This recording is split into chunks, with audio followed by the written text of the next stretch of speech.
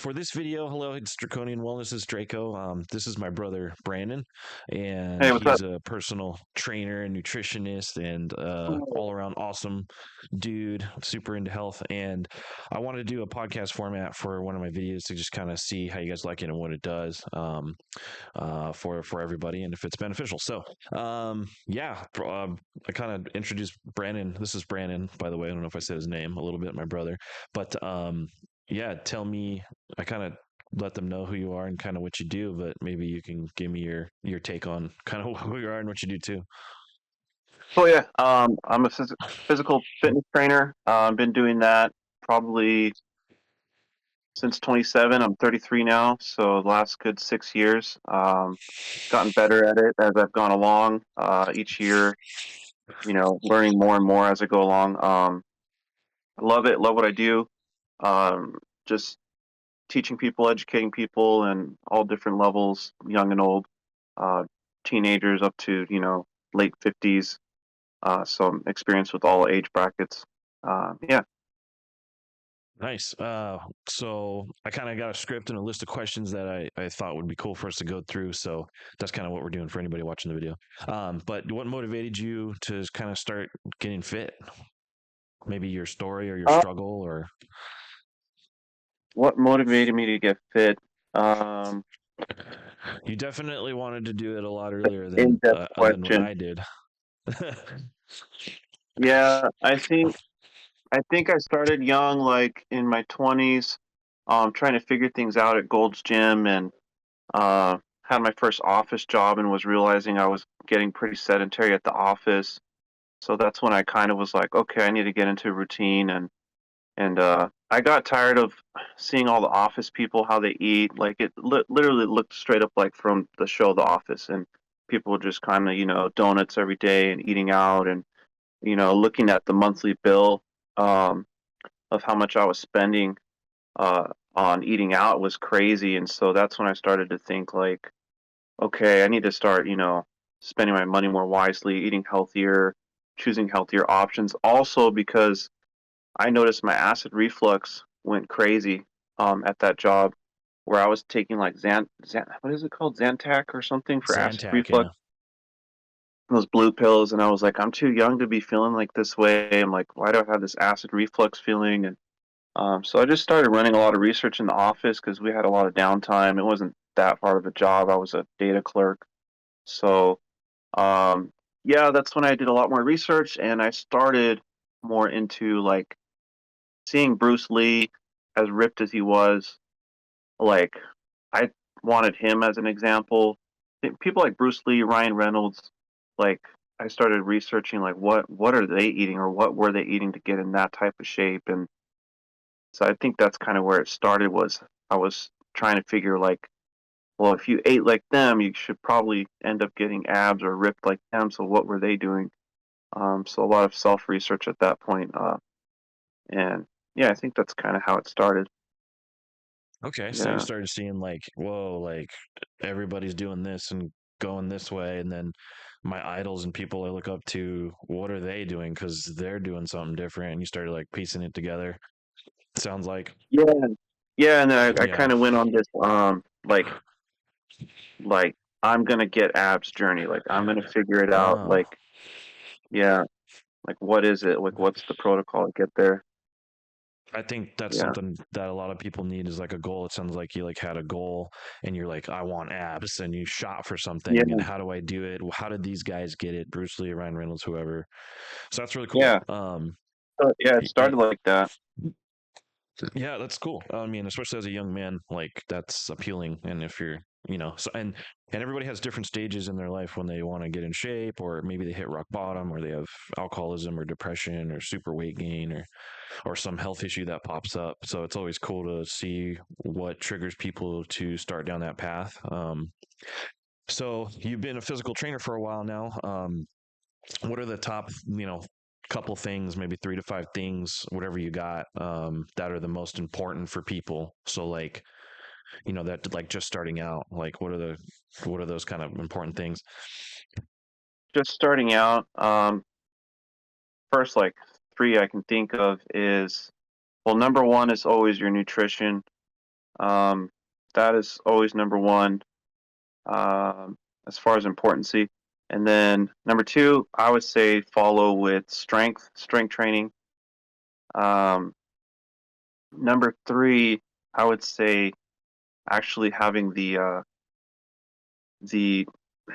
mindset of like, okay, I'm going to consistently make it, X amount of days in the week, and being consistent on that, because it kind of does matter, kind of doesn't matter if you get, what I'm trying to say is it's tough to get to the gym. So making that mental note of like, I'm going to get there is the biggest decision. So having the decision to make it there would be like number three. That commitment Um, and that discipline mindset is that. the discipline Yeah. mindset of like getting there, because once you're there, it gets easier once you're there. Um, four and five, I would say stretching. Stretching is super important. Your mobility. And five, I would put, not that it's in fifth place, but like endurance training, cardiovascular training, number five. Um, those are all very Nice. important things to be paying attention to. Yeah, and I think people Yeah, starting out on their fitness or wellness training, like I agree, like the nutrition's like super huge. And yeah. it's big, it's big. That's awesome. So out of the, those are the things that work or whatnot. But being in the fitness world for so long now and training people, like, what did you find in Instagram and all these other things? There's a lot of misinformation and fluff out there. So, like, what is the biggest lie in the fitness industry that you found? I think like the one that pops off right away is like, oh, you can lose 20 pounds in 4 weeks, or like whatever, like these crazy numbers, or saying that you can do this juice cleanse and lose all this weight like so fast, and them saying that like these things happen fast. I think that, you know, back in the day when I first started studying was like huge, just BS, and that would be like just big red flags in the fitness industry. Like they're just trying to catch people and snatch them on any type of idea to lose weight fast. And like the thing is, it's, you can lose weight fast in the beginning, but the faster you lose it, the faster you want to rebound and fall off. And so if you don't have like a really good strategy in place, and one that you're gonna stick to and keep to, then um, not that it's a lie. Like maybe you might lose weight fast, but it's not. It's temporary. Uh, if you're going about it too fast, but Yeah, I like think that's what appeals to a lot of people is like that it's like, oh, they lose weight quick or lose 20 pounds in 4 week challenge and like, yeah, I'm gonna challenge myself and I can do this and I can do 4 weeks and they yo-yo diet, right? Or they lose weight so fast that they trigger like famine responses in their body, so they go through yo-yo dieting. And I think what people need to understand is like especially when they're starting out is like it has to be, you were like what you're saying, it's a discipline and a commitment. It's not quick. It's more of a longer term thing, and you can keep it going if you don't try to smash it all in 4 weeks or whatever. right,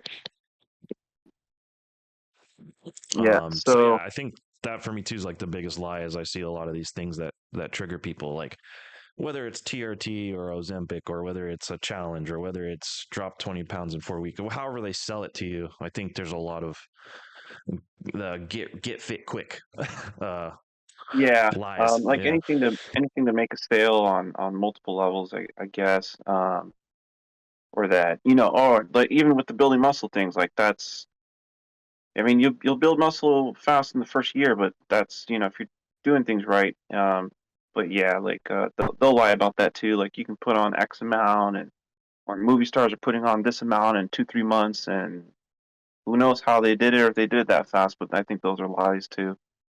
Yeah, I think and I think that's what turns people away a lot of time from the fitness world maybe is that it's not quick. It requires, but it's great, but it's just little bit every day, a little bit of consistency and then and I feel like people get discouraged when they don't see results right away. Everything's about instant gratification these days and quick and everything and the fitness is still the one Yeah, thing that in our lives this day and age it's this consistent kind of thing. It's this journey you're on. And I know it's hard for some people to digest. yeah, yeah. The like just to throw in there the way I would tell the classes at the end, like, it's going to take you what, 4 years to get a degree in college. I mean, you got to think of fitness the same way. Like it's year after year after year, you're putting in the work, and you'll have something to show for it. Um, Yeah. it takes that long sometimes, just like a degree in college.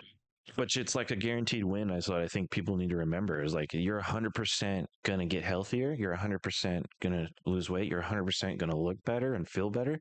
But people will go to a job they hate every day, but like, or put money in like the lotto. But like you're guaranteed. Like people in general like risks. But if you just do this, you're guaranteed to win. And I think people kind of need to remember that. I was motivating for me at least. Um, Yeah. so not I kind of ducktailing off this, not shifting gears really, but like the next one I kind of want to talk about was so like 70 plus percent of people hate their job. 70 plus percent of people are obese in America. There's 1.9. I looked up a statistic. There's 1.9, and I heard it from somewhere, and I looked it up. It's true.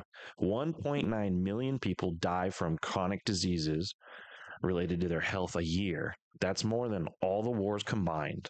World War II, Vietnam, and that's per year. So there's a major health crisis in America. It's insane. So I guess my question to you as a trainer from meeting all these people, why are we all overweight and sick in America? To you, what do you see the problems? Um, yeah, the major problems are like after the First World War One and Two, like everything got um pretty crazy after that as far Processed. as like the food industry. That's when like Coca-Cola went big and Hershey's went big, um and a lot of what do you call it? It's not prepackaged, but like, yeah, prepackaged and processed and canned foods, Yeah, yeah. that's when all these things started happening, like corn syrups and Yep. all these things started to become like Processed sugars, the chemicals. shelf life expanded in the grocery stores, and things started Right. changing like that. So Right. I And I think don't know if like it was a trigger from the Great Depression or World War II. It's probably all of it, but they're trying to like probably essentially it was probably trying to do something good, like prevent famine again, prevent shortages of food, like make shelf life.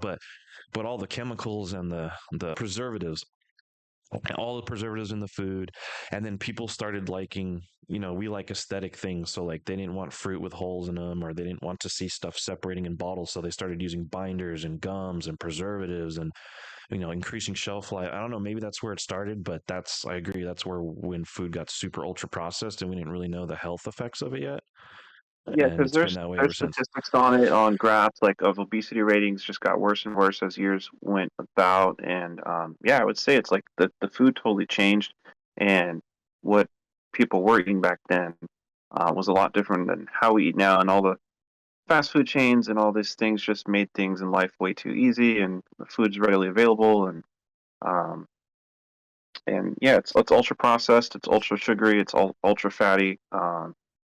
I've just been doing some nutrition course studying recently, and it's just like whatever's appealing to the eyes and the senses, the smell. We have like five, I think five senses on foods to be going through. There's even an umami sense, which is just like that savory sense, where if there's like MSGs in foods and things like that, and you just start getting there's addiction properties and all of that stuff. So I think as time went along, food industry got smarter, and they used tactics and subliminal messaging, and they just got, yeah, pretty bad pretty quick. Yeah, like it was great that we have food, but then like you've taught me too, with every action there's a reaction, right? And so like then it became kind of this bad thing where we like got addicted to food. And I think I'm gonna catch flack for this probably, but like I mean I think we're addicted to food in America. Like you talked about some addictive qualities. I mean there's like they used to put cocaine in Coca-Cola, like for Christ's sake. But Yeah, they did. there's hormones in cheese, there's all these like MSG and all these addictive, sugars and qualities about the food that just hits the dopamine. It's good. It makes you feel good. Yeah, And I think we just kind of tend to overeat and like it because it's good. Just like somebody would overdrink, drink too much or whatever. So yeah, I mean, right, I right. agree. I think we're overweight in America because Yeah, yeah. The probably endorphins kick in too. Like the happy hormones kick in when you eat some meal that's super delicious or yummy, and like I think if people aren't smart enough to realize what's really going on, and and how your body's reacting to these things, and that maybe you are addicted to certain foods and snacks and things like that, then you're stuck in the trap and you don't really realize it. But if you get the knowledge base on what real food is and what the macros are and the calories and the nutrient properties, and knowledge is power. So the more you know, the more you kind of care, and so it's kind of like that. Yeah. Yeah, I think there's like a lot of things to unpack here. I even growing up, it was like you got to finish what's on your plate, or Yeah, there's starving that's people another in thing other I was learning countries, too. Like or you said, yeah, like finishing what's on your plate, or like it goes into don't let things go to uh waste, or I know you've had people that you've trained that had trauma responses with just eating because it's their happy moment with family before it broke up or whatever too, or yeah. So it could be traumatization or trigger moments, or the happy triggers that you're getting through food, and it's also what I'm learning now too is just what is it like, just your ethnic background type of foods, your cultural foods. It goes into that and what you were taught and programmed to eat as your culture, and yeah, every we were culture eats a beans and certain rice different and type of way. tortillas and tamales and all that, right? Yeah, It's and good so food, it's just yeah, not every day. yeah. So you're only you only know what you know or what you're taught or where you've been going to. True. Well, like you mentioned that because we're not really taught nutrition in school, or at least I wasn't. I think they included a little bit now. I'm not sure, but they Yeah, didn't just have. they just teach the American food pyramid, which I guess is got a lot of wrong things in it. Yeah. So I guess the other aspect, one's nutrition. I guess the other aspect of why we're all getting overweight here is, or like you said, brought up too, is the sedentary lifestyle, the sedentary work, the Hmm. technological, the everything from back when we got a toaster to like till now with the phones and computers. Like I think we sit way too much. Yeah, they say that we were meant to move and travel by foot, and we all stopped doing that. So people that have, or even clients of mine that have like VTA bus driver jobs and jobs where you're literally sitting on your butt on a pillow all day because you sit so long, you need comfort, and they get fused up, leg muscles and stuff, tight hamstrings, tight calves, all that stuff because you're sitting in one position for so long. So we were meant to move, and we forgot that you know that's a huge part of life. I agree. There's this documentary on Netflix, The Blue Zones, and the people that live really long in these other countries, like one of the countries, like the women there, they eat sourdough bread and all this stuff, and but they walk up and down the streets to the store. They just walk. They're not doing anything Yeah, super critical other than incorporating walking and like real food. That's it. You know, yeah, and it's crazy to say, but like, and I people will say, "Oh, I don't eat that much sugar," or "Yeah, I walk and stuff." But you really look at it, it's like nobody really walks and nobody really eats like real food, unprocessed food. yeah, and even walking like helps with the digestion. It speeds up digestion. I'm pretty sure I'm spot on that.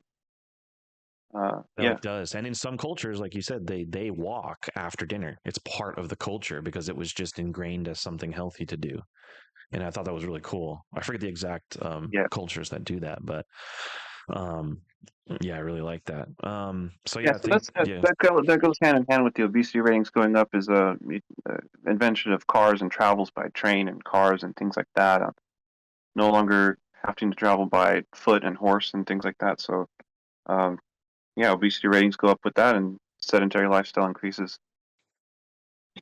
this is kind of along the same lines, but I guess what is like the first one or two things somebody can do to, but now that we know what people are up against, like we know they're up against maybe food addiction or trauma with addiction with food, or they're this unhealthy food that's in our faces and that is working to get our attention and not knowing what's in Right. our food. Like people have no idea. They have no idea. It's like I'm getting overweight, I'm getting unhealthy, I'm getting cholesterol issues. I have no idea what's going on. So like when someone's starting from like ground zero, what's like just one or two things they can just do, like just to start, like you know, Um, I you think go our first. biggest thing, because I've been in it for a while, training people.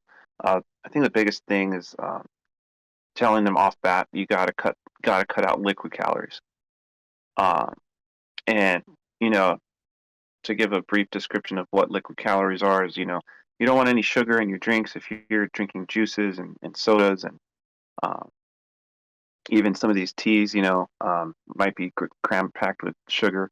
Um, you have a daily limit of how much sugar your body actually needs for the day, and it's something low, like 30 grams of sugar or something for the whole day. So, Yeah. one can of Coke like smacks that overboard, just with the one can of Coke. So if you can't cut that down to ground zero from the start, then that's where you need to start. That's what I would say. Yeah, that's a really good Um, one. I would say that's how I I would started. probably agree. I probably would agree is that I don't think people Yeah. realize how much sugar they're consuming, let alone calories. I would say either track your calories. There's no excuse anymore. People say, I don't want to have to do that. It's not a notepad and paper anymore. The app will do it for you. You could even just talk to it. It looks like I saw some apps last night I was looking at. You just so I'd say like track your calories or cut your liquid sugars big time too. What is the biggest problem in America, like keeping people from getting fit? Is it knowledge? Is it just like what is it? Sometimes I think about this, but sometimes I think it's like their job. Yeah, Um, say like they work very, very physical, tough labor jobs, like in construction or something like that. Like I don't see to it how if I were into construction or something where you're beating on your body every day already, how you're going to kind of like acclimate your hours to fitness unless you're doing it prior. So you'd have to do it prior to that, and you may be drained or less productive at a physical labor job after that. So I think some jobs kind of set you up for failure, whether it's too sedentary the whole time or it's too overly active, like physical labor wise, which is a lot of jobs if you don't have college experience. So it's like, there's bad parts to, too much sedentary work and too much over labored work. So I see to yeah. it a lot of people try to get get a workout in at 5:36 in the morning before they go to work because then they're stuck at work all day. So right. So and then there's you're physically drained from not physically drained, but you can also get mentally drained Mentally drained. Yeah, from that was from me. these other jobs. Oh yeah, and they know if they can't get it in the morning, that they're going to be too drained afterwards. To, Right. and then you're trying to spend time with your So kids, and you're trying to put up the Christmas decorations. You're trying to like survive, and like, yeah, there's a lot of jobs that are just like one being sedentary so long is not going to give you any energy. It's going to hurt you, and then so like so the jobs can be is probably huge. I think jobs are so demanding these days. They take a lot out of you. I don't Yeah, know. I'm so I having a would little say, camera that flicker. Oh well. a certain type of job that you'd have in the, like we talked about earlier, like the yo-yo diet strategies that, people get false hope and they get these false hopes and they get locked into something that's not permanent. And then they're already working 10, 12-hour days. And, if they don't get the proper workout um, in the morning and they don't even know what they're doing when they get there, then it's hard from the start at that point. Yeah, and I know Yeah. they're always bringing in like donuts and pizza and bagels at work, and I'm sitting all day and I'm stressed out, and I'm like my brain is all fried. So, I mean, yeah, I mean the job can be hindering, and you got to really find a way to work around it. Some answers for people if they're watching are is that like I used to do like this rule where I do like 300 movements a day. So like every 2 hours I get out of my chair, and then I try to do movements. I would just take resistance bands to work or walk around. Or I know some jobs promote like, hey, it's walking time, go get out and walk. Um, and that's because they get more out of their employees. They statistically know that they're more uh, like awake when they come back. They pump you full of coffee, let you walk around a little bit, and then put you back in the chair. Like, but Yeah. it is good. It is good that companies will let you walk, and but at the top of every like hour or 2 hours, like get up, do some movements, do some push-ups, do some crunches, or some jobs have little gyms, or just go outside and walk around, do what you got to do. Unfortunately, you got to say no to the pizza and the bagels every day at lunch. Like it can get pretty Yeah. crazy. I agree. Um, so like being a personal trainer like yourself, like what's your take on personal trainers that you see like in 24-hour fitness, or you see them doing just the Instagram online coach? I don't know. What's your general take on other trainers that you've been training so long? Um, there's a couple things, like I guess a couple things would be that I've noticed. Um, you can have out of shape trainers, but they could be very knowledgeable and know what they're doing. Maybe they were in shape at one point, so they know how to get you there. So sometimes you can't judge a trainer by his cover or her cover, um, depending. But it's kind of like we are a representation of where you could get to and what it's supposed to look like and be like. So I kind of found that to be kind of, for myself, I like to stay in shape so that, it's like people are buying into what, the census thing again. It's like what they see is kind of what they take in. Sometimes you get judged by what you look like on the outside. So that's huge on social media too, where it messes with people. But what would be the other thing I Yeah, was and thinking? that can Yeah, bite you too, because I see guys that are obviously on steroids or gear, like providing coaching to these guys, and they'll show results, and obviously the guys would look better, but then obviously don't look like the trainer because he's using gear. Or you can have the other way where it's like the guy's out of shape, but he's super knowledgeable and knows how to get you there. I've also yeah, seen where trainers like don't know how to eat. You had given me an example too, like they like, oh yeah, eat like all, like they don't have any nutrition knowledge, but they have hmm like the physical training knowledge, and they eat really bad, or the so you got to find the person that works for you, like personality, like really shop for a trainer, right? Like don't judge it by its cover. right. Yeah. Um, Try and people then the other out. thing too is like uh, things that I've noticed being around other trainers. Some may not have the confidence yet, and that's just confidence in you know uh, whether it's being themselves, uh, breaking out of their shell. Even for me, it was like, they told me you got to break out of your shell, you got to be louder. There's a lot of that in the beginning for trainers where if they're new to the game, I mean, you're new to something. In general, you're not going to be as proficient in it. So Yeah. It's there's hard things to like be that, you know? it's hard to have confidence in your trainer when they don't have confidence in themselves. That's what I Right. feel. Yeah. Exactly. Yeah. So Yeah. I would say if you're watching this video, shop for a trainer and don't judge a book by its cover. Yeah, shop around, find someone that's knowledgeable, find someone that is in the field that you're trying to practice, whether it's calisthenics or strength or bodybuilding or powerlifting or CrossFit, like whatever your field that you're trying to go into it, make sure that your trainer is well. Um, I forget the word, but um, it's called a scope of practice. So the trainers will have a certain scope of practice and make sure that they have the one you're looking for to be trained in. Well, what do you think is more important, weightlifting or cardio? If you could not, for some reason, you could not do both, what is more important to you, or what do you see as more beneficial? Yeah, I kind of already know the answer to this because I did things in a certain order. But I would say it's the if you're going weightlifting or cardio, I would say it's weightlifting. Because funny enough, I found if you can get the muscles stronger and stronger, on a weekly basis, eventually when you do go and lean towards the cardio route, you're going to have stronger muscles to not, you know, uh, I wouldn't say push you further, but they're going to push with more ease from the start. So um, getting stronger is more important for your metabolism and having an easier time. Like if you're doing bicycle riding or running, like I've found that I increased people's half or full marathon times and things like that through strength training alone. So I'd say the weightlifting is super important for yeah, so you don't atrophy and things like that.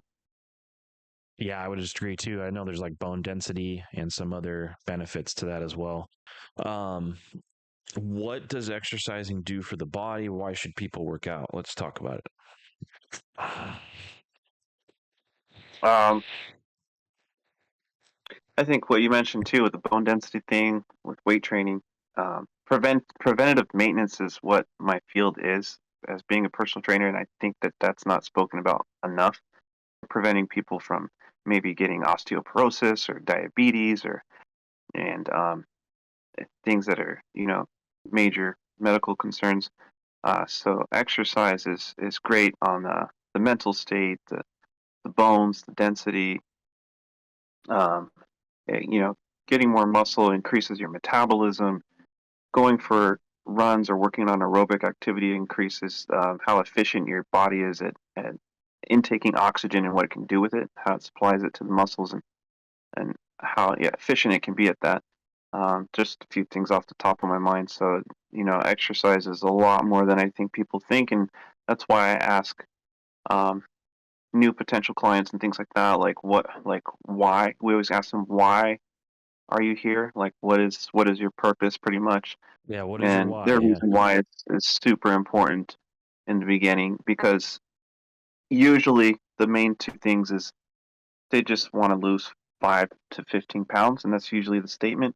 And then we have to, you know, figure, well, you know, and so, well, sometimes it goes back to a medical reason, and maybe their doctor told them they have high blood pressure. Maybe the doctor told them, hey, you know what, you're getting pre-diabetic, and they get a scare tactic in life for the first time, and that's when they start to care because they're like, whoa. And so exercise does a lot of good for the body. I'll just leave it at that. Yeah, it's a Like, lot of, like you said, preventative maintenance, and I think people wait till they have a fire under their butt, unfortunately, to like do it. The doctor's like, you got to start changing your habits or something. So, yeah, it leads to mental health issues and weight gain issues. And, if you look up the top three things that we die from in this country, it's like most of the time it's heart issues with cholesterol, and it's diabetes, it's cancer. And we have over 10,000 different chemicals in our food in America. And we don't really have a diet and a lifestyle and nutrition.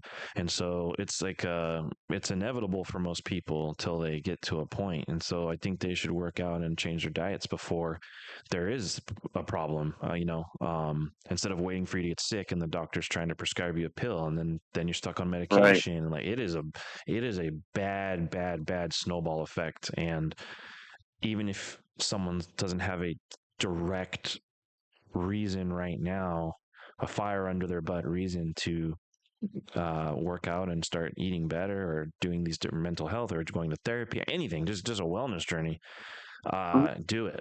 Oh, I would say do it. yeah. The other thing too I forgot to mention is confidence. I had a client drop maybe 30, 40 pounds of total overall weight in the last couple years, and she went to work with raised confidence levels and able to operate differently within her office role settings just because of working out.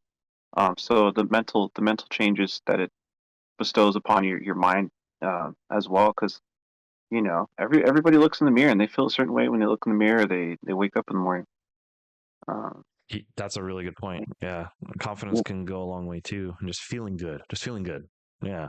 yeah. um all right, to kind of wrap up this whole kind of conversation, let's just talk real quick about how give people something, give them something, the people that'll see this video. How can people start bettering their life right now after listening to this? Which there's obviously a lot that we've talked about that can help them, but just as a closing reminder, like just a couple things to go better your life right now. What can they do?